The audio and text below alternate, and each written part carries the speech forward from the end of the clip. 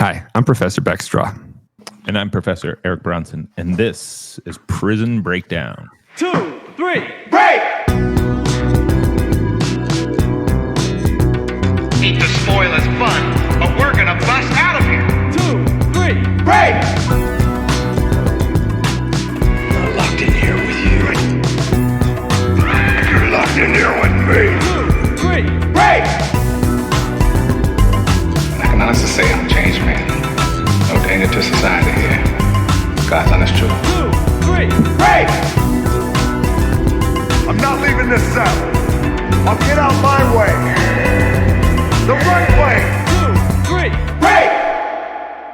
Ahoy, dudes! Welcome back to another episode of Prison Breakdown. This is Thanksgiving week, coming at you hot. I am joined by the hottest professor you know, Dr. Eric Bronson. Hot because we're working in the kitchen, got the oven going. Man, we are ready for Turkey Day. Nothing. I don't care what people say about 4th of July. There's nothing more American than the gluttony that surrounds Thanksgiving. I mean, it's just pure overindulgence of food and then sit around and watch television. What's more American than that? I mean, maybe if you blow some shit up and, shoot some guns, possibly, but, I like how other countries, like, I know there's a Canadian Thanksgiving, and, like, I have no idea what the significance is there, but it feels like it's so tacked on from American Thanksgiving because of, like, the importance that we put around it. And also, like, Thanksgiving also serves as such a foothold on the way to Christmas. Yeah. Mm-hmm. It does. It starts that whole jolly season, right, where we start to swing into it and hear nonstop Mariah Carey. Crazy shopping. Like we had to go by a mall earlier to pick up something on the way home, and the malls are crazy right now. Even now, a week before Christmas, week before Thanksgiving. Yes. That's amazing. I thought malls were dead. I thought so too, but guess what? I want malls to survive. Like, this is the millennial in me who's like, no, this thing from my childhood, don't take that away. And I recognize it's entirely unimportant, but I do like a mall. How do you two feel about a mall?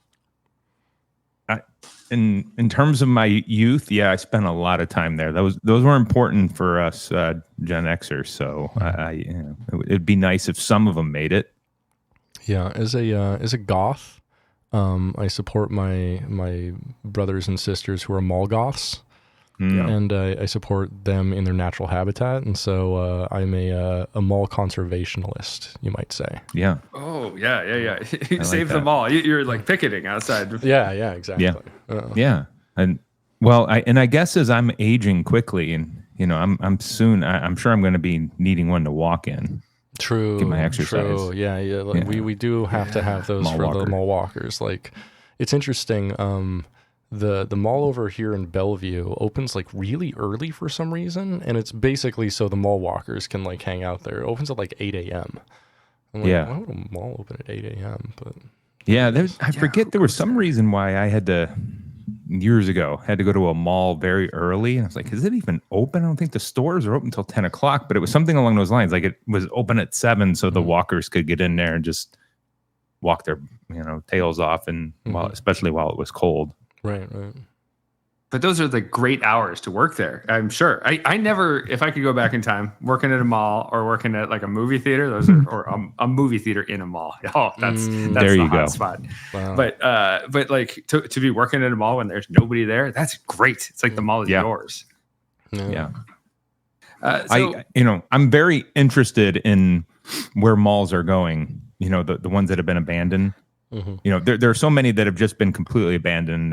They're rotting. But then it's interesting to see what communities are doing with some of them to make sure that there's some kind of use, and that they don't just decompose. But repurposing the old mall skeleton is something that I'm very interested in seeing how they do that. I know one around us has turned a big wing of the mall into storage because more, Americans have too much crap that we need, storage. So they turned it into a storage facility. That's not a bad idea.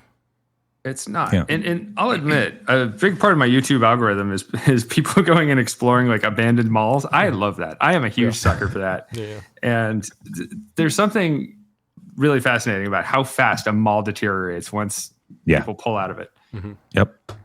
Yeah, and there's I agree. You'll see like malls that are like still somewhat occupied. They still have like security and like, you know, a custodian or two to like keep up on maintenance, but like if they don't have that, like within like 2 or 3 years, like windows start getting broken, like, you know, nature starts taking over. It's really strange. Yeah. Yeah, it is. Honestly, I would love to watch a mall documentary on like mall economics, like There how we much go. they're paying for a spot, how much they pay the workers, how much are we making at a mall? I want to know everything about malls so I can run a mall in the future. Well, you know, maybe we could find an old mall that's abandoned, and we could do something in the world of corrections. Like we could turn it into a halfway house. Yeah. I like that. We could turn it into like a prison of our own. We could be a private prison.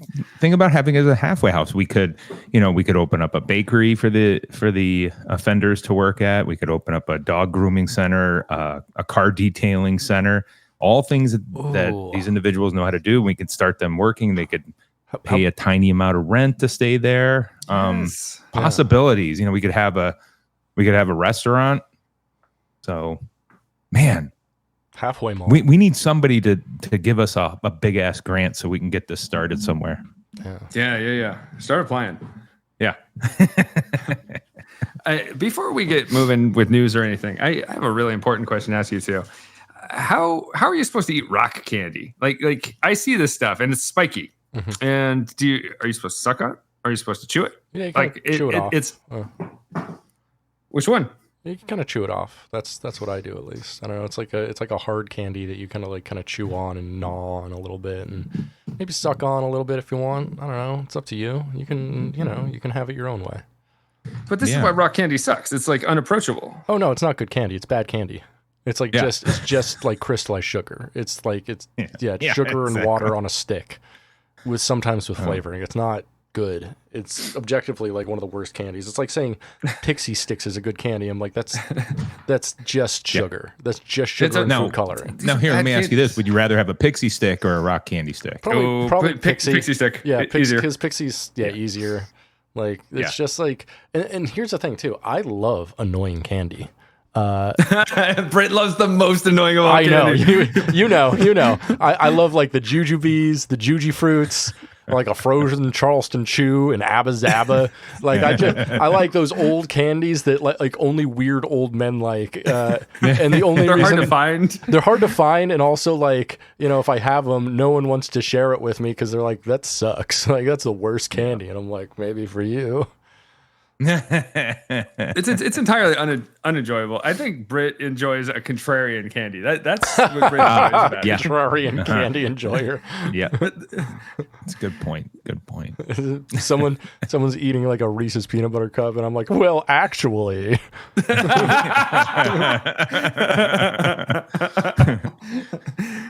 Yes, that's perfect. Let's throw to news, baby. Fresh news, hot off the razor wire. All right, so this was brought to my attention by the producer. So there's this guy that we know as Sean Combs, also known as Puff Daddy, Diddy, or as I believe Ben Stiller called him in a music video, Papa Diddy Pop. Yep. But Diddy. So he's starting his prison sentence at FCI Fort Dix, a federal prison that is in New Jersey, Trenton, New Jersey. And in Trenton, New Jersey, there's been some reports, and those reports suggest that there are some sexual acts going on in the prison. Interesting. Now Diddy is going on. He's serving 50 months of his sentence is 50 months, and he's serving this in this prison in New Jersey. He was found guilty for 2 counts of transportation for prostitution, and his release date isn't set until like June 2028. But he, according to Real Housewives of New Jersey star Joe Judas. He has he spilled the beans where he says that there's some kind of a sex parties going on in the shower here. Interesting. He says, I got up at like 3-4 in the morning to go to the bathroom, and you would see the craziest things in there. People you would never imagine. The guards hear the shower going at night, and they just look the other way. And he said, I've seen people get stabbed over an onion. You ain't in there with the most stable people. And Diddy can access certain perks behind bars. He said, you can get your clothes tailored and chefs making food for you. That's just how it is. And I think he doesn't mean that in the literal sense. I think he means like the chefs are the guys using like a tortilla and like a Tootsie Roll to like improvise, I don't know, like a chocolate quesadilla or something like that. No, they're like, I've watched some YouTube videos. They could probably like make like baked mac and cheese out of that. Like they're very, very resourceful. They could, I've seen some interesting stuff. I saw like jailhouse pizza that was made with like ramen, and I think that's it. Like, and I'm like, wait, what? Oh yeah, Eric and I want to do at some point like have us do an episode of the show where we get students and we make the food. We make like prison food together. I think that's fun. That's really fun. On the unit food night. Yeah. Yeah, so it would give students a better idea of like what people are dealing with in there. Mm-hmm. Yeah. There is some pushback here. Another Fort Dix inmate said that the living conditions are horrible. That inmate said there's one bathroom per floor with toilets and showers. Everything is broken. A lot of the food is expired. It's horrible. They don't care. And this was also refuted by Seton Hall Law School professor Bill Baroni, who served 3 months at Fort Dix. And he said, Diddy's life will be so much easier where he's going now. He's going from one of the most severe prisons in America to a low security one. And so it's unclear. It's all just speculation, and it feels like tabloid nonsense. That's a real, like, he said situation. But Diddy, I hope you're doing well enough, I guess. What? Why? Well, why would you wish him well? I don't really have an opinion. I think he seems bad. Well, that's the thing. We know there's sexual activity going on at all prisons and all correctional institutions. That's obvious. Right. Even though all of it's strictly forbidden and will earn you an institutional write-up, but we know it's going on everywhere. So you just got to wonder how much of this is people embellishing stories to make themselves relevant in the news, or what's going on that makes this so unique compared to what's going on at other institutions. Also, I think it's a fun story, right? And it's going to grab our attention, grab people's attention, but I don't know that it's all that wild. So based on this reporting, I have a question. So it said that apparently for the dormitories there in the prison, they only have one restroom per floor. So if you're trying to go to the restroom and there's like a big orgy happening there, like what do? Do you just hold it till the orgy's over? Or do you like knock and be like, pardon me, mind if I cut in? Mind if I play through? Or step maybe over. Find a drain. There's got to be like a floor drain nearby, or a sink, or two birds, one stone. You could be like, hey, anyone into water sports? We're not that kind of podcast. Yeah. Wait, we're talking about P Diddle, right, and not R. Kelly. Oh, that's very true. You're not wrong. Yeah. The P Diddler. Anyways. Well, I think that's all the news that we can use. There's a little more with Bolsonaro trying to. The man is apparently trying to get out of his 27-year sentence in Brazil by he tried to use a soldering iron on his ankle bracelet. But that's the prison news this week. Mm-hmm. Yeah. All right. Now, I want to before we do anything else, I want to express a sincere thank you to our sponsor, Roger Williams University School of Justice Studies. Our wonderful sponsor. Yes. Thank you very much for your support of Prison Breakdown.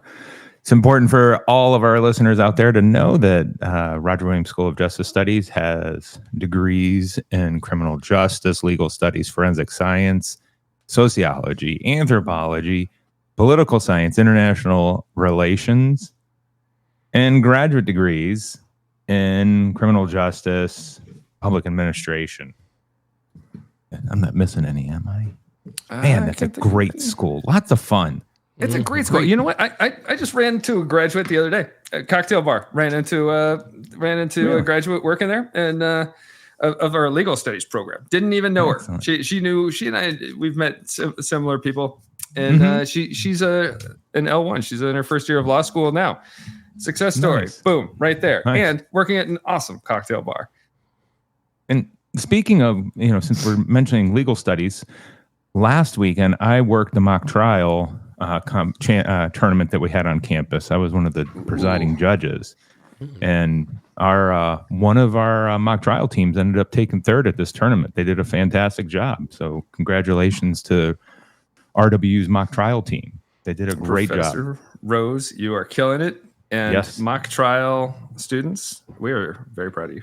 They are fantastic. What a great group of students. They're getting excellent skills, being part of those teams. All the students from all the schools that came in for that competition, they were impressive. So this is one of those things that's going to give them that leg up for when they apply to go to law school. Good job, Team Roger. Yeah. We support you, and thank you for supporting us. All right. We ready for our main event? I think so. Let's get into it. All right.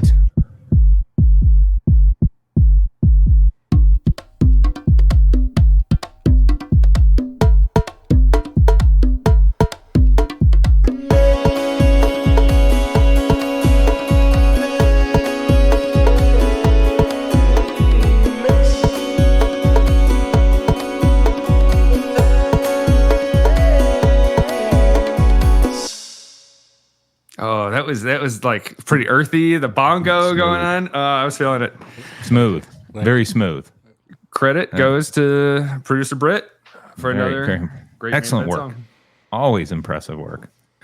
Well, for today's main event, we are going to go back to our infamous topic of execution and the death penalty here in the United States. And we're going to look at the forms or the methods of executions that we have employed in our brief history as a country. And so we when we start to investigate this, there's a definite evolution that's taken place from our early days in colonial America, as it was evolved from a real brutal public display to far more, if you want to call it, clinical almost approach to executing individuals. And so we're just going to talk a little bit today about what drives the shift from one form to another.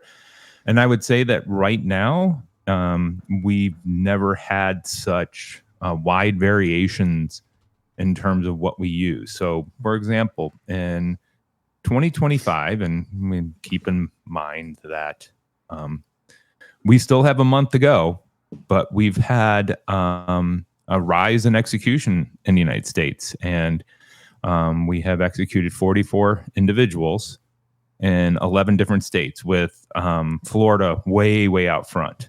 I don't know what the hell's going on over there. They are clearing house and executing people that have been on death row 36 and 39 years and 24 years and 31 years. I mean, they just go, the list is long for how long these individuals have been locked up on death row, and they're finding creative ways across the country to execute people. Now, so let me ask you, like with Florida being like leader of the pack there, DeSantis is known in his governance and his administration for a lot of conservative posturing, trying to like set a tone for the rest of the Republican Party. Mm-hmm. Do you think some of that is at play, or like would he even have that much power over the proceedings with the death penalty? No, absolutely. I think that's a great point, is the importance of the political environment that we're living in. and here's someone who wants to do everything to appeal to his base and send a message that they're hard on crime. And this is we're returning to the number of executions that we saw 15 years ago, and then back in the 90s, where we're up in the 40s. So it really is a change, and I think it reflects what the government of each state, because after Florida, there's then 3 states that have 5 executions: South Carolina, Alabama, or excuse me, Mississippi.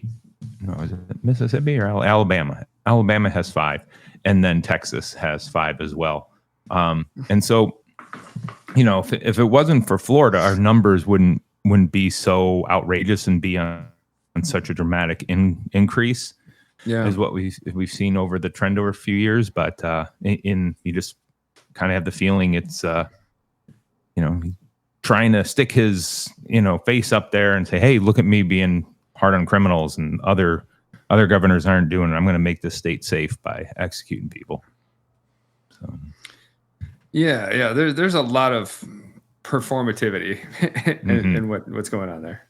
Absolutely.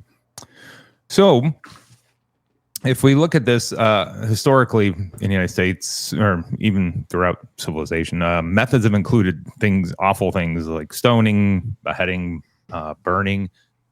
And when we started to form as a country, we obviously had burnings because of the witches and colonial America, but then we kind of moved towards public hangings, and that obviously became very popular across the United States, especially in the South, with lynchings, which were public hangings. And then what we have to focus on for this is that we need to understand that the goal of this was to create a spectacle, create terror within the individuals who were able to view these executions, to send a deterrent message towards everybody. Over time, these methods evolved as we moved from punishing the body in public as sending a message to public to punishing the soul behind giant walls. And we started to hide our punishment. A lot of this had to do with what was going on with the French Revolution and the monarchy and the church seeing, oh, geez, if we execute too many of these people who were just trying to steal food, there's a revolution. So, we followed that. But yeah. And Michel Foucault, his comment on it was like, the sovereign, it's really easy for people to turn against the sovereign. When an execution happens, so much of it is a display of this like ultimate power of the person up top, like a king or queen. And we started to see the people turning against the king or queen. We started to see people siding with the condemned. And so Michel Foucault said, no, this is like way too high a price to pay. And it's likely to backfire. Yeah, it can lead to revolution. So it doesn't. Right. It's not actually something that is in anybody's best interest. Well, what's interesting is this when we consider Foucault and Foucault's ideology and writings. Yes, we can look at Europe and the United States and say, okay, this makes sense. If we look, it's very interesting to consider Foucault when we're looking at the Middle East. And places that are dominated by Sharia law, where they still have public executions.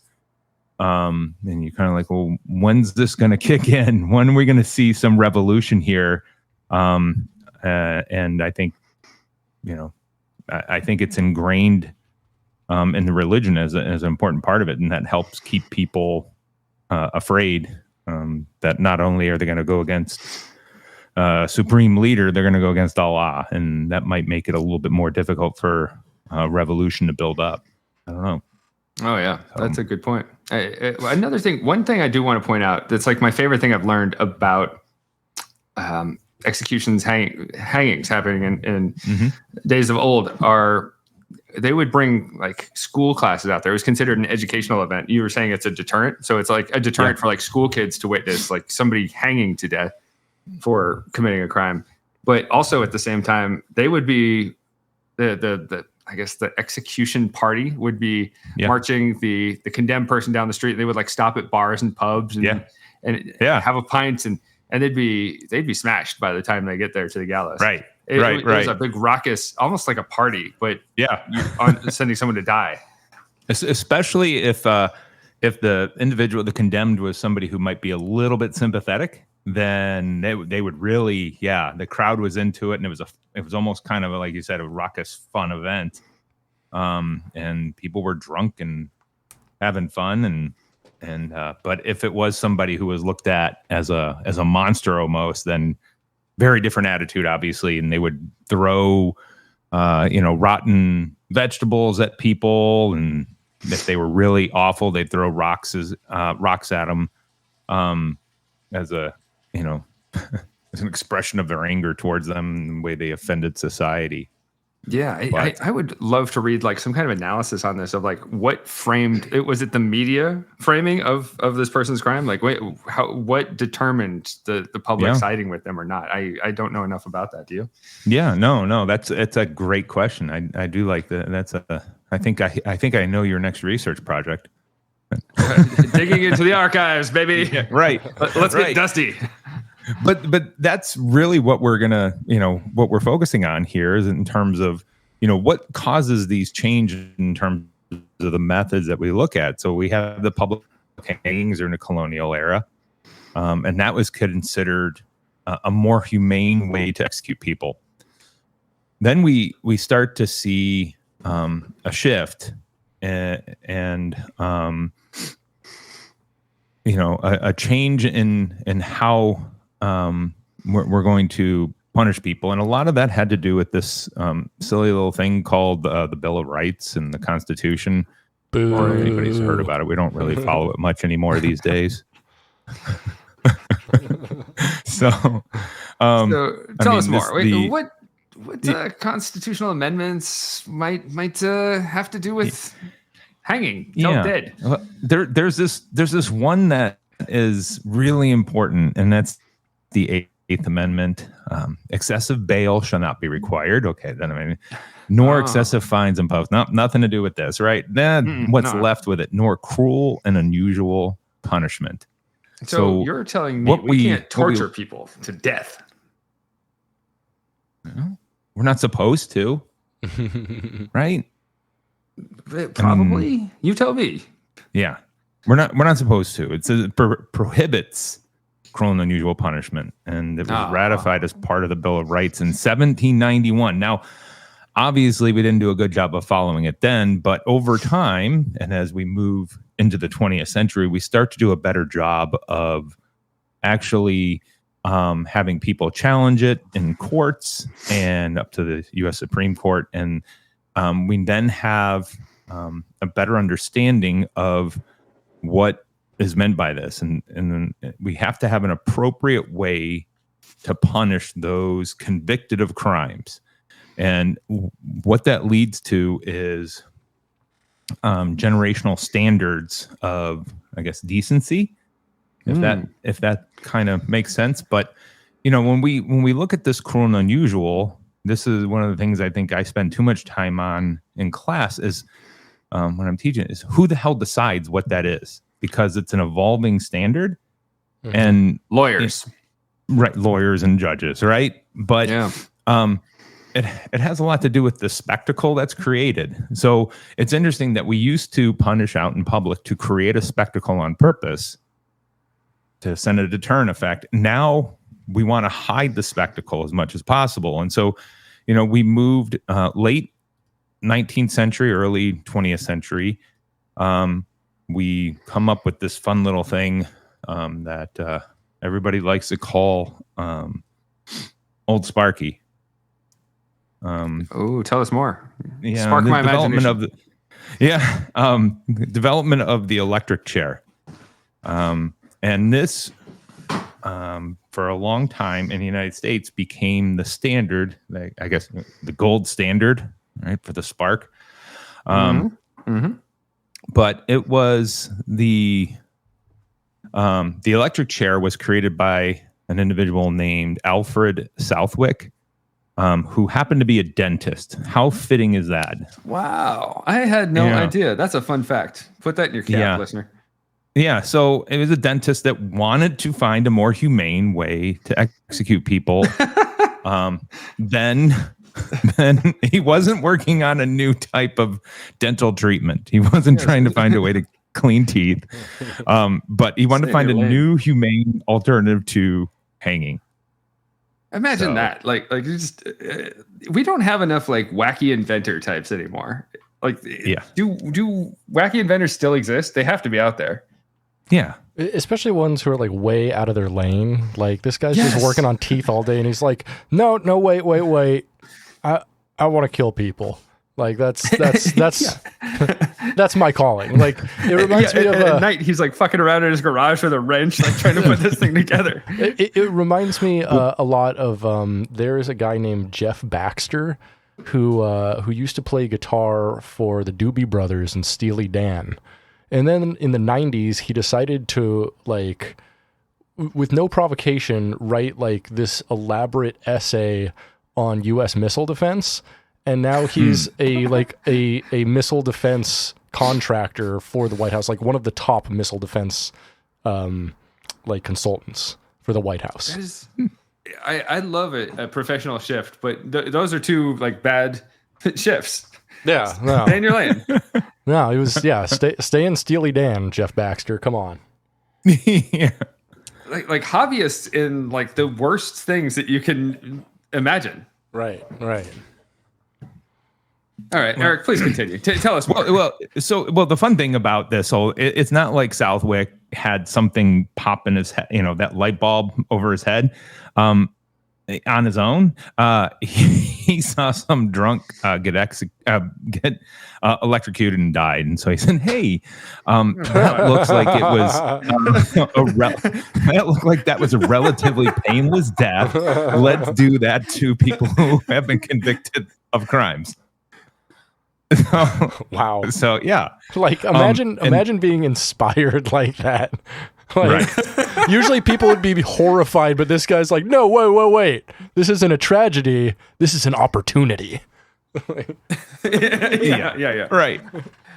Yeah, I think a lot about this. Like, if you get electrocuted, would you rather like come out of it with like people being able to like see your skeleton while you're being electrocuted, or like your hair goes like mad scientist wild? Which one do you prefer? I like both. Are you fucking mocking me? What the hell's wrong with you? What if it made I'm a skeleton preference to myself? I'm already a skeleton. Damn it! Hair. What am I gonna? Is my hair that's been getting bottled up in my head gonna shoot out of my skull once I get electrocuted? It's gonna make my head shoot out of the socket. Yeah, I was just saving it for a rainy day. Yeah, I want them to see me. I want the spectacle to occur so they see how horrible it is. Yeah. And then, like, who is this dead guy with hair? We don't even recognize this man. Right. We got the wrong body. Bronson's on a loose somewhere. So in terms of Southwick and what he again ran with this idea and realized he couldn't do this on his own. And worked with, and there might be a name or two here that you might recognize. He worked with somebody named Harold Brown to kind of build up the idea of the chair. And with the help of the New York Commission on Punishment, they developed the first, what is considered practical chair, with some joker named Thomas Edison. So, yeah, I mean, we just, Thomas Edison was great. He helped us develop practical electric chairs. And this is one of his contributions to society. I guess the lesson here. Sorry, please continue. No, I was going to say, along with this other joker named George Westinghouse, who was his business rival, they came up with this, and they supported the use of alternating current in the chair, which was manufactured by Westinghouse's company, to associate the technology with death and harm his business. So he helped, even though he helped get this chair going, it ended up being, no pun intended, the death of his business. Yeah, because he didn't do it properly. So Edison spearheaded direct current electricity, and so he had a vendetta against alternating current, which was developed by Tesla all of his life. And not only did he do that electric chair thing, but also to show how dangerous alternating current was, he executed a live elephant in a giant public spectacle to like try to bury his competition. Whoa. Yeah. But alternating current is superior, which is why we have it on our power lines worldwide today. Wow. Yeah. Wow. My lesson, my takeaway from all this is that if you are an inventor, like don't get involved when death is the price. Like it's not going to look good on you in the long term. People aren't going to be like loving you in the long term for being somebody who pioneered a method of execution. We would hope not, but I think there's plenty of Americans right now. I'd say about 30% of them would gladly support you. You know, if Elon came up with a way to better improve a Tesla so that he could execute people. Don't give him ideas. Isn't that what self-driving cars are? Death chamber rolling down the road, right? Yeah. I don't know. People would support him. I think that it's even for people who support the death penalty, you don't necessarily like. I love that guy who came up with the electric chair. So, anyways, we have the first use of the electric chair with William Kemmler in New York, in everybody's favorite penitentiary style prison, the Auburn prison up in New York. And the first time they went ahead and gave him a shock, they gave him 700 volts. It was delivered for 17 seconds, but it wasn't enough to kill him. So they had to re-prepare the chair, which took a few minutes. They set the second charge for 1,030 volts and applied it for 2 minutes. Afterwards, the observers noted that there was smoke coming from the head, and he was clearly deceased. Imagine being the beta test case for a method of execution where, sorry, just hang on, give us 5. Like that's so horrendous. And they set him on fire. Yeah.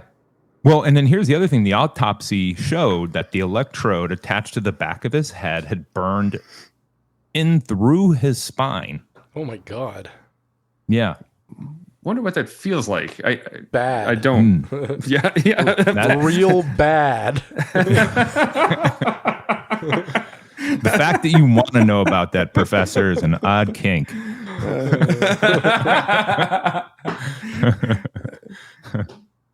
My thirst for knowledge has been called a kink.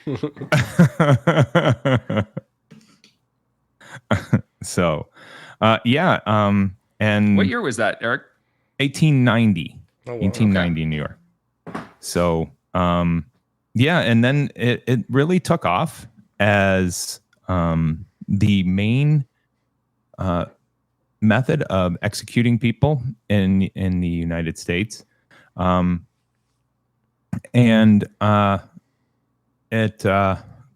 electric chair kind of dominated executions up until the 80s and 90s. And specifically because of the development of the gas chamber and then lethal injections, but also because of major malfunctions that occurred with some specific cases of electrocutions that went really wrong down in Florida. So in 1990,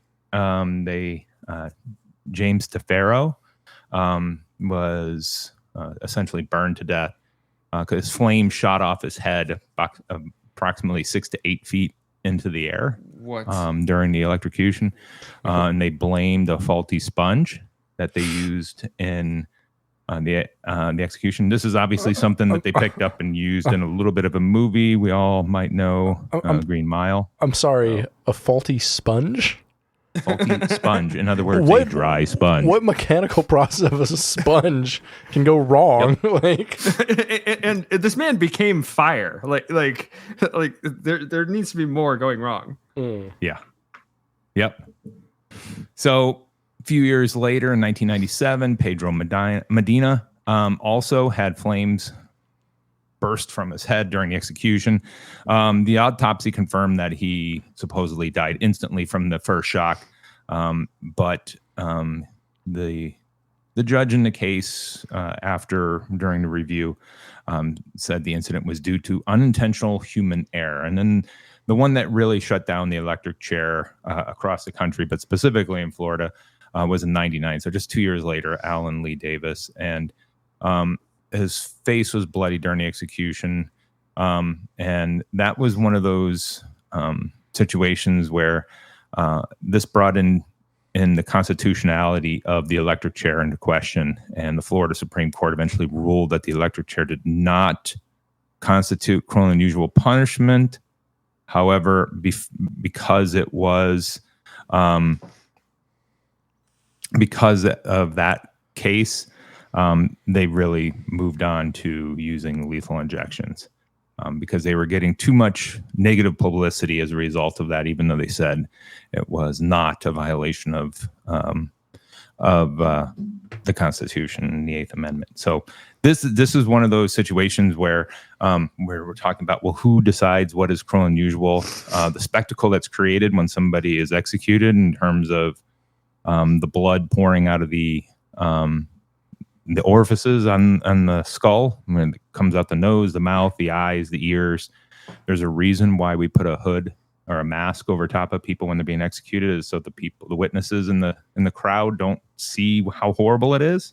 So they don't barf because they're watching somebody violently die. Yeah. Right. And the brain matter inside the skull is getting cooked, and so it's got to force its way out somewhere, and so leads with the blood, right? So wow. Yeah, that's a big part of the reason why we left the electric chair, and then again we moved in one direction in the early 20th century. Some states adopted the use of the gas chamber, and this this sounds awful, but the use of the the gas chamber in the United States had much to do and being employed as a method for capital punishment in terms of it being started. But what really drove its use in terms of, hey, this is something that actually works, was the success, and this sounds awful to say, was the success of the Nazi Party using gas showers during the mass extermination during the Holocaust. Jesus and Christ. Governments around the world said, hey, that actually works. So maybe it's awful. Maybe if you're inspired by the Nazis, maybe just don't. Right. Anything. Yeah. Anything. If you're looking at like, they succeeded at mass execution, though. Right. So no. now here's in the United States, it started off in 1921 in Nevada when Alan McLean Hamilton said, hey, this is better than hanging. So let's try this. And so Nevada adopted it in 1921.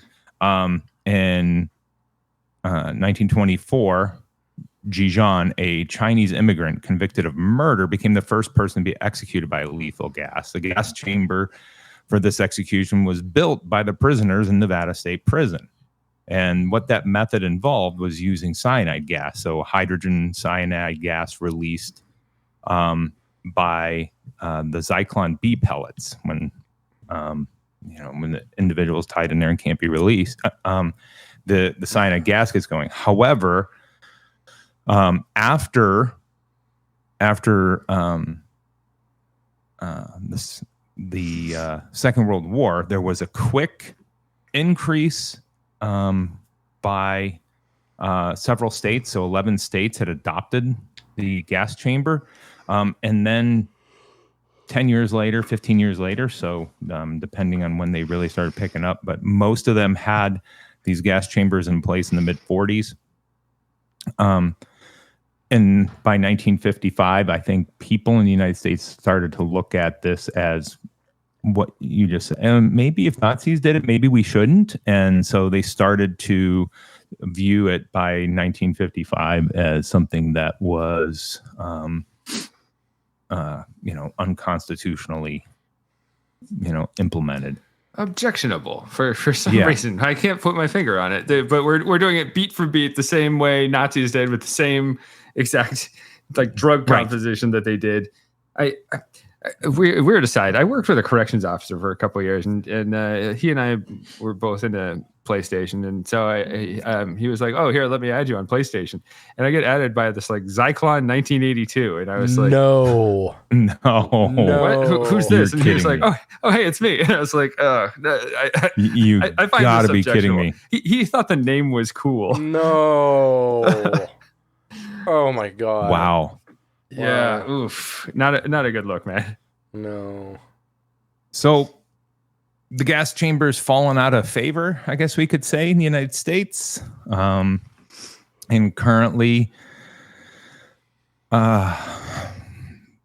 have 5 states that still can use it as a secondary method only. Now, one of those states is California, and we know that that's just a symbolic death penalty. They're not executing anybody. Yeah. Moratorium on death penalty. Right. But Arizona has it. Oklahoma has it. Wyoming. And then Mississippi. And so when we look at the way people are being executed, we can see that all of a sudden we have Alabama this year using nitrogen gas to execute people. Yeah. And so they switched to nitrogen from cyanide to nitrogen gas because they treat it like there's something like more humane about it. John Oliver did an interesting report a couple of years ago on this. Did you watch that one? Or maybe last year? Yeah. I think, I was going to say it was a pretty recent one. Yeah. And it doesn't appear to be any more humane. It's still violent. It's still a grossly violent way to die. Right. And so the as I mentioned, Mississippi, because of Alabama's employment of this and what they consider them being successful executions, and without a public outcry, Louisiana had their first execution in years, and they too use nitrogen gas and gas chamber to execute somebody this year. So we have two states right now that are employing gas chamber to execute people. It's surprising that it made a comeback, but in other ways, not surprising. One thing I do want to touch on is the moratorium idea. It feels like such a let's kick the can down the road, pass the buck to the next governor who they can handle it. I'm doing something that appears socially responsible, but in reality, it doesn't seem that socially responsible. No, unless you're doing something more. Right. No, and I think it's one of those it's political, and one of the things that governors can use to justify it is, hey, I'm saving money. This is way too damn expensive.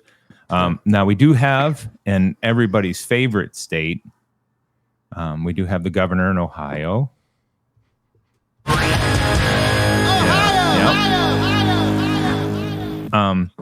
Now, if you look at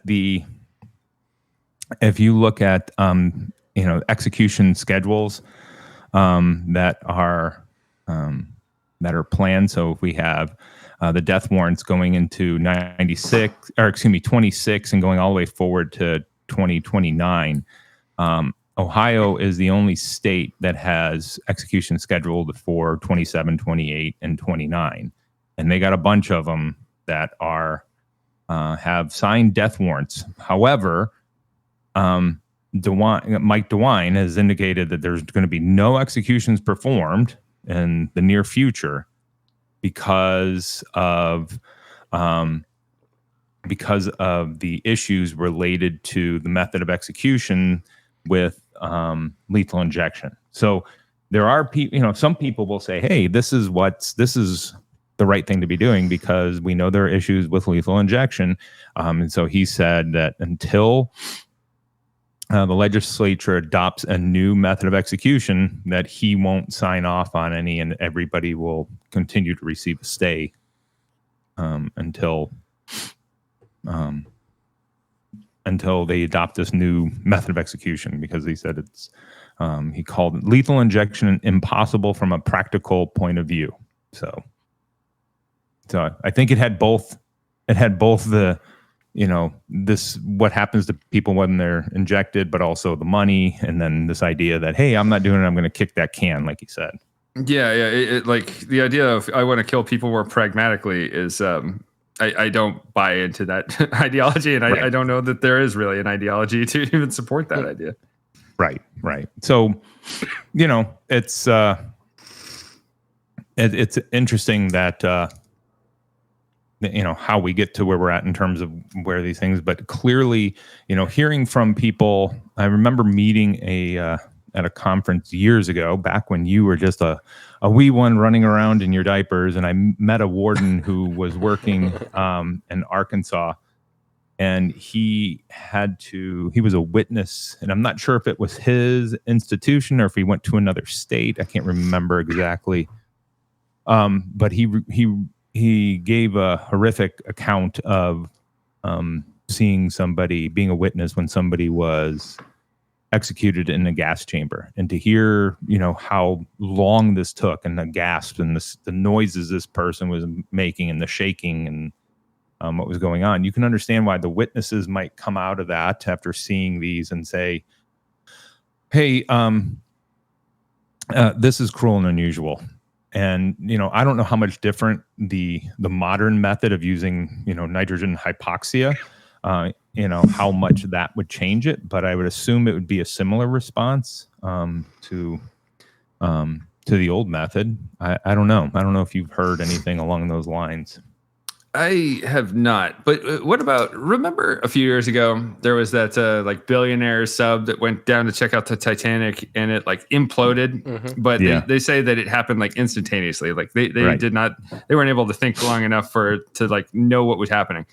Well, why not do that for executions? Like you could just send a sub of people down. Right. Just to make it happen instantaneously. Yep, we could really reduce some death row populations instantly with some giant ass nuclear subs, right? Let's send it on down and let the prisoners build their own shoddy subs and then just send them down. Build your own submarine course. Yeah. This sounds not the sandwich. This sounds even more cruel and unusual. This is like having someone dig their own grave, but very elaborately. Right. That's awful. We would take like old shitty submarines that nobody really wants anymore, and then send them down so they'd like get a view while they're going out. There's something there. Don't listen to this government. Like you can't have my idea. Yep. So we had our nice little, use of gas chamber that didn't really last all that long, and not all these states across the country adopted it. So we still had the electric chair going. And then in the United States, in the late 70s, there was public disapproval.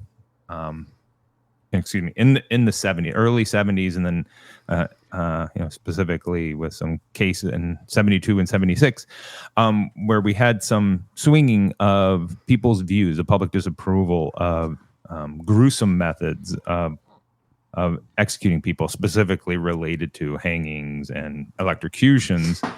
And we start to work on this idea of a clinical model of executing people, and come up with this idea of lethal injection. And in 1982, Texas became the first state to execute someone using a chemical, or using this clinical model to essentially what looks like to the to witnesses as though they are going to sleep. And so it again, it appears to be humane and it appears to be clinical, but it's think about the people who throw it together and with this idea, they're not medical folks. So Dr. J. Chapman, who was the state medical examiner, proposed the idea to state representatives after being asked to find a cheaper, more humane way of execution, and he expressed that this idea that there's some issues with it, but this is the best way to do it. It quickly took off because of supposedly the success of people, essentially what looks like going to sleep and then dying from this execution method. So it looked very humane. So it's about making us feel better. It's not about like what's actually happening to the inmate and how they're experiencing their own death. It is about us being able to sleep better at night. Like, I didn't see a horrific thing that happened because it looked like somebody was going to sleep, and like you didn't see like their brains or anything like that. Right. Absolutely. So, if again, and I often use dead man walking in class when I'm kind of showing this, here's, these public executions from years ago. And here's, a video that shows hanging and electrocutions and gas chamber reactions. And so, anybody who's the witness sees a spectacle. This looks like somebody going to sleep. So, if we, to understand what was going on originally with lethal injections, there was what was called the triple cocktail. It's the 3-drug protocol that existed and started with a short-acting barbiturate to induce deep, dreamless unconsciousness, supposedly. But it's midazolam, I believe, right? Right. So, sodium thiopental was originally used, and in sufficient doses, this drug alone would cause death sometimes or respiratory arrest. Then a non-depolarizing muscle relaxant that causes complete paralysis of the skeletal muscles. And this is important. This goes back to what you just talked about in terms of the individual who's watching doesn't see a body move. This was done for a very specific purpose so that, if somebody who's asleep and then dies, their body's going to move around. They're going to make noise. There's going to be shifting because they're dying. Well, us, not for them. Right, exactly. 100% for the witnesses. We are removing the spectacle. So, when we make sure that paralysis of the skeletal muscles occurs, and this includes the diaphragm, this can lead to death by asphyxiation, but there's not going to be much movement out of the individual. And then finally, potassium salt that goes in and stops the heart, so causing death by cardiac arrest. And people who've been witnesses to multiple individuals being executed through lethal injection say that you see the person, their eyes closed, their breathing slows, and then after a few minutes you hear like an auditory just it sounds like a gasp almost, but it's the last breath leaving the body. And you see somebody die that way, you're like, hey, that's not there's nothing inhumane about that, so obviously there's clearly issues, of course. Please, Eric, enlighten us. What did go wrong? Well, first off, we got to look at just the biggest thing was the motivation of how this was created. And the method was intended to be less traumatic for the individual, but it ends up being less traumatic for the witnesses and the executioner. So that's, just the idea of, hey, we're going to find a humane way to kill people. Look at how much we've worked to do this. And then next is the lack of medical involvement. So American Medical Association forbid their members from participating in executions for ethical reasons. You know, it goes against the Hippocratic oath, right? Yeah, exactly. Do no harm. Do no harm. But do it's no the harm. opposite of do no harm. It's do harm. Right. And so this leads to procedures being carried out by personnel without formal anesthesia training. Oh, that's who I want. Like I want those people at like my tonsillectomy. Like just give me your best. There's also there are studies that have come out where we have used these drugs in a series of animals to see to track what type of things are going on when these drugs enter the body. So in studies where they have measured the brain waves on mice, dogs, and monkeys, when they administer these drugs, when the first two go in, brain waves are going wild, which means they are experiencing all kinds of pain while their body is shutting down. They just can't express it and they can't move. So for individuals, the average execution when it comes to lethal injection in the United States takes about 7.5 minutes, with some lasting 15, 20 minutes, some people not actually dying from it, that their body, they are in immense pain and they're being tortured on the inside. They're just not able to show it. Yeah. I want to do two asides. First, yes, absolutely. The American Veterinary Association has actually said we wouldn't kill a dog this way.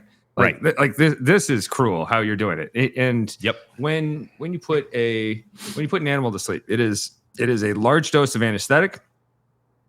They inject it into the animal and they start going to sleep. And if they don't, a few minutes later, they can inject more to make sure that the animal that is suffering gets there. Yep. We like if we really, really cared, we could do something like that, but the Supreme Court said nah when they were approached about it. The second part, we have had people, I believe Clayton Lockett was one guy who was executed in 2014, and he was seen writhing for like 45 minutes. He mumbles a few words, and it was sourced to like a vein failure. They had trouble finding like an acceptable vein that they could plug into for the 3-drug cocktail. And part of it was like, if you've been an extensive IV drug user for any part of your life, you're going to collapse some veins. And so they finally find a vein in his groin that will work. And this dude, he did not go out peacefully at all. And none of the witnesses thought it was peaceful. And it ends up being a mess. And still the Supreme Court, I believe the Supreme Court of Oklahoma was like, no, it's it's not regular. It's fine. It's worth the cost of just doing human business. error. Just human error. That's all. And that was an outlier. That's not what typically happens. So, then the biggest changes that have occurred recently are drug shortages in the 2010s. And recently, mainly because of, thankfully, the European Union has banned the death penalty, any executions, so nowhere in the EU can you execute people, nor can you sell any of your products that you make to any companies that are going to use your products to execute someone. So there was one company that really kind of held on for a while in Italy that was producing drugs that were being used in the United States for executions. And once the EU really formed and set out their constitution about how they're going to live and developed some ethical objections to it and moral objections, they stopped sending this drug to the United States. So it's banned in the United States. The last company that was making it said there wasn't enough demand, so it's too expensive to make, so we no longer make it. And that led to our abandonment of the triple cocktail. And now we have states that are switching to a single drug protocol, which typically means they're simply going to overdose individuals on a barbiturate like pentobarbital, or they just use the pentobarbital as the initial drug in the triple cocktail. So it'll be interesting to see, because the single drug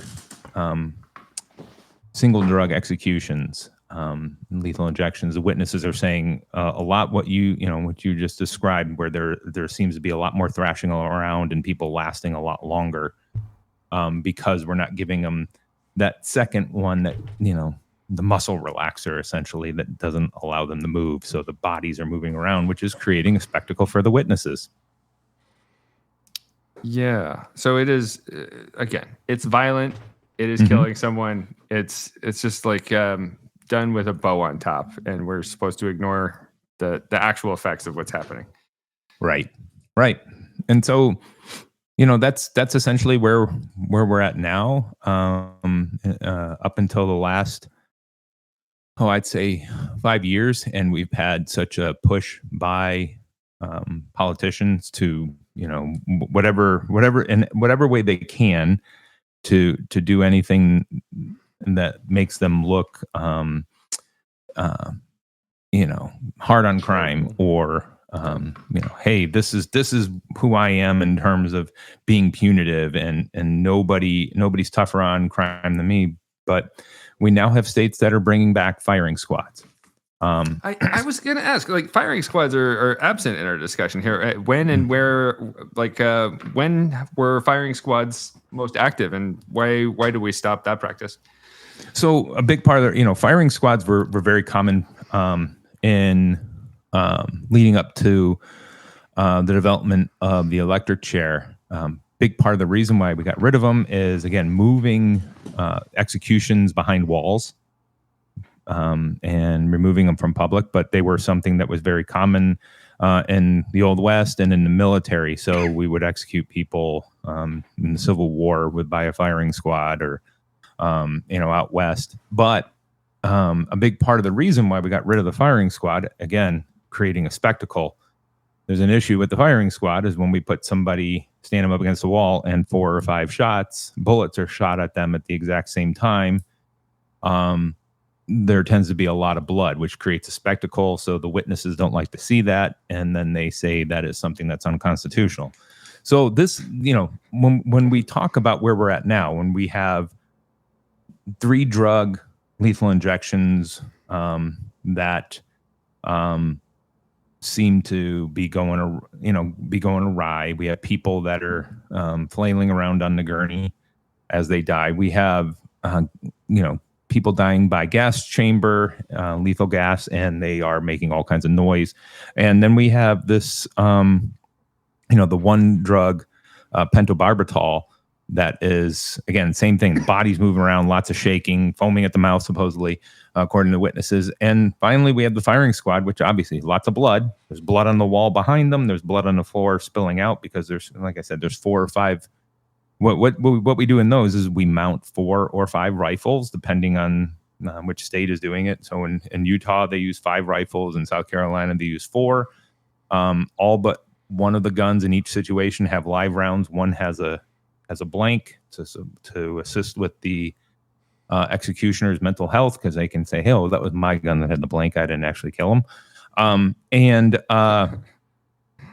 All of these, there's a lot of spectacle here. It's interesting that where we are in our society, that we're okay with this, but then, you question, how are we just creating more and more ways to execute people? But then, I hear our president the other day calling for the execution of 6 members of Congress, 6 politicians.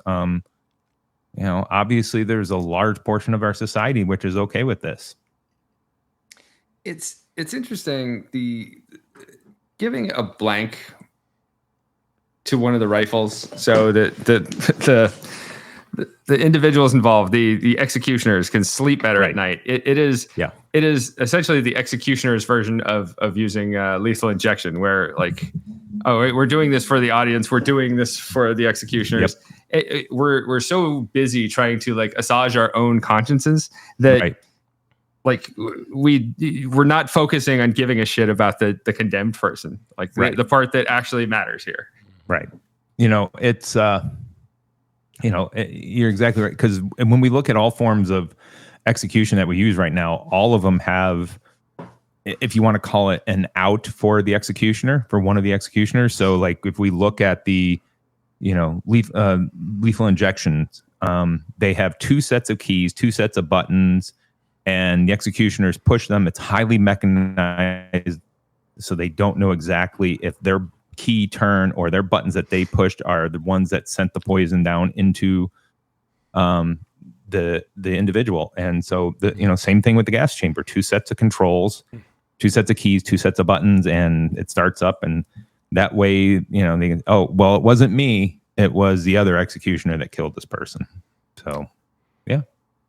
Wow. Imagine having sympathy for the executioner. Like, yeah. It's also like a thing too, like if we have to like, do this for the executioners to make sure they don't feel bad, doesn't that tell us that like what we're doing is maybe like wrong? Yes. Yeah. Like, yes. Thank you. You cut right to the heart of it. Yeah. Right. So, yeah. No, I don't know, but that's essentially the changes that we've had as a society here in the United States and where we're at now and how we've got there. Everything is bad. This is one of those episodes where I come away from it thinking like, everything's bad, huh? Yeah. Damn it. Sorry, listener. Yeah, exactly. No, listeners, go out there and do good things, damn it. Mm-hmm. Yeah. Go tinker in your garage. Come up with the next electric chair. Yeah. Well, see, that's what, I was thinking about that when you were talking about the people who are inventing shit, If you're an inventor nowadays, if you're that mad scientist that can do it, somebody's going to come along and buy it from you, so that they can go make more off of you. That's why we don't hear about those inventors. I think the ShamWow guy was like the last like notable inventor in our society. Sure. What did he did he get his lip bit off by a prostitute or some shit? Something like that. What? And then he like beat her and then went to jail for it. Yep. Yeah, I remember something along those lines. It was just announced he just filed to run for office in Texas. ShamWow guy. ShamWow. Yeah. Really? Uh-huh. What like is he running for like what? Please tell me it's like a school board. I think it's like state house or something. It's 31st district in North Austin. Oh, okay. Yeah, Britt and I the other night were talking and with a friend, and we were showing his recent music video for Woke Busters to the tune of Ghostbusters. It's like I can't imagine ever finding it funny. It's ugly. The whole thing's ugly, and it's like so it's pathetic, uninspired. It's pathetic. Yeah. Well, that's interesting. Well, I mean, maybe I don't. That's shocking. I need to go find that somewhere, don't I? No, so I can watch you that. really don't. Trust me, you I don't. think you should. It's yeah. I mean, Britt and I are going to disagree on this point. I think like just watch it for the sake of self-hatred. Sure, why not? So I could be mad at the two of you for bringing that into my life, so I can go watch it. Yes. Now, does he get slimed at the end of it by a ghost and then cleans himself off with a ShamWow? No, unfortunately. That would have been fun, though. That would have been real fun. That would make the whole thing worth it. He just like sprays soda at I don't know people in drag or fake trans people. It's very annoying. Mm-hmm. Sprays down minorities and at risk populations around the Austin area. That sounds great. Now I'm going to vote for him. Pretty cool. Yeah, dude. Well, this has been a fun one. Thank you, Eric, for enlightening us. Absolutely. Before we move to our next segment, I got to ask you too. Mm-hmm. What method of execution would you choose? Oh, geez. Probably firing Can squad. I go off of this? Yeah. Can I? Because if I got to go, guillotine. Oh yeah, guillotine's a good one. I'd always be afraid of that. Those like 20 or 30 seconds that they say the head is still alive. If like I don't want to like see my body and think like, oh man, this is it. This sucks. But the firing squad like that. That sounds less bad than the others. The firing squad sounds pretty instant. Like Yeah. That's a good especially one if too. it's like 3 or 4 bullets at the same time entering your brain. Like it. Oh no, they're going. They got a target on the heart. Oh, I don't like that. Never mind. Yeah, I don't like that. They shoot for the heart. So they put a target on your heart. And see, this is one of the other things, the mechanization of the death penalty, which I think could be another complete episode. But they have, for those of you who have watched The Green Mile, one of the things that's big on that movie is that they practice before. They have practice runs. Every form of execution, they have many, many practice runs. And so what they do is they find somebody of the same stature as the condemned. They have them stand there and figure out, okay, here's where the heart is approximately going to be. And they have them, they line them up and put a target right over their heart. Oh, cool. Wow. Yep. And they zero in their rifles and take fake shots. And yep. Wild. Well, Eric, thank you for dropping mad knowledge on us. And absolutely. How do you feel about moving on to a slightly more joyous segment? Yes. That is the movie minute. Not this week, fellas. Not this week. Not this week. 60 seconds with producer Britt to talk about movies. Hey, let's put 60 seconds on the clock. So, on our last episode, Dr. Andrew Baranauskas sentenced me to watch Wild Things Foursome from 2010. The movie is an erotic thriller directed by Andy Hurst, who is known previously as a horror director and writer of both Wild Things 2 and, guess what, Wild Things 3. And the script to this movie is written by 2 guys who you will never hear of in your life. The movie follows character Carson Wheatley, who is played by one of the members of O-Town. Remember O-Town? Yeah. I think they were a boy band from Orlando, if I remember correctly, which is why they're called Liquid Dreams was their hit. Not good. So Carson Wheatley is a shitty rich kid in his early 20s whose dad is a wealthy NASCAR driver and whose mom committed suicide under suspicious circumstances years before. Carson, along with 3 women, Brandy, Rachel, and Linda, hatch a plot to take Carson's father out of the picture and inherit his fortune. Following all this is Detective George Walker, who is played by the guy who was Bo in The Dukes of Hazzard. Yes. This movie was an incredible waste of resources. There's a lot of intrigue and several twists in the plot, which culminates in a series of post-credit scenes where the entire plot of the movie is actually fully fleshed out after the movie's ended. I like my movies. Right. Yeah. Overall, the movie sucked and I hated it. Miserable acting, a pretty lackluster script, and competent at best directing didn't save this film, and I'm not sure good acting, writing, or directing could even bring it to average at best. 1 soup out of 5, not recommended. Whoa. That's an awful rating. It was really bad. Yes. Yeah. Yes. Thank you, Dr. Andrew Baranauskas, for recommending this film. All right. Yep. So, way to go. Way to torture him. Right. Oh, I got a good one. Yeah, what do we got for next time? Get him. I got a good. I've been saving this one up for a while. So it has to do with the season we are about to begin. Oh, no. Oh, yeah. This one perfect. It's seasonal. It has to do with corrections. It's a comedy. It's British comedy. So you know it's going to be funny. Right? British comedy. I have a feeling it's not.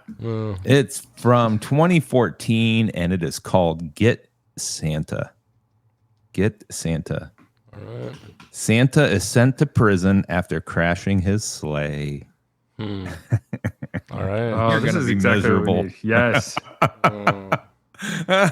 Okay. Well, then. So the bad news continues. We can go right from horrible executions into a horrible movie into another one for 2 weeks from now. Beautiful. Love it.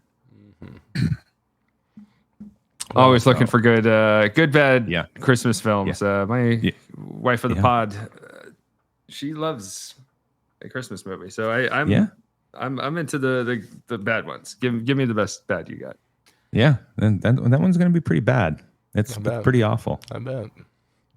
And there's another one that's on the same. It might be even worse. Oh, buddy, bank that one for next time. Well, it's still in the season, so we might have to do this to him twice. I kind of feel bad. No, don't feel bad. Torture him. Exactly. This is Eighth Amendment stuff right here. This is what's that Street Fighter? Finish him. That is Mortal Kombat. Oh, okay. I don't remember. I was too old at that point. I'd already, that one I was already kind of grown past video games at that point. So, well, some of us never grow past. Yeah, I just didn't. It was Mortal Kombat, not Street Fighter. No, they're different games entirely. Yeah. Okay. All right. Well, team, missed out on that one. Let's end it with one more thank you to our beloved sponsor, Roger Williams University School of Justice Studies. Thank you so much. And Britt, turn off those lights. Lights out. Lights out. Lights out. Lights out.